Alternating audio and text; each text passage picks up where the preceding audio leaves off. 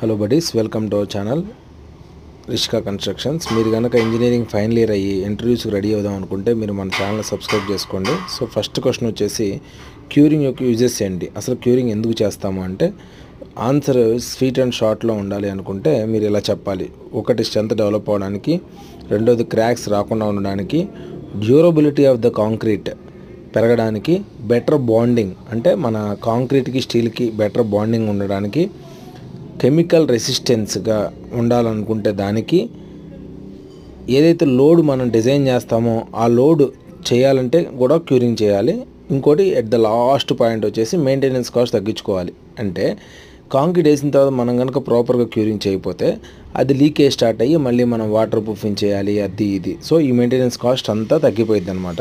ఇంకోటి, డ్యూరబిలిటీ ఎలా వస్తుంది అంటే ఇనిషియల్ కాంక్రీట్ కనుక బాగా స్ట్రెంత్ గెయిన్ అయితే లాంగ్ లైఫ్లో అది డ్యూరబుల్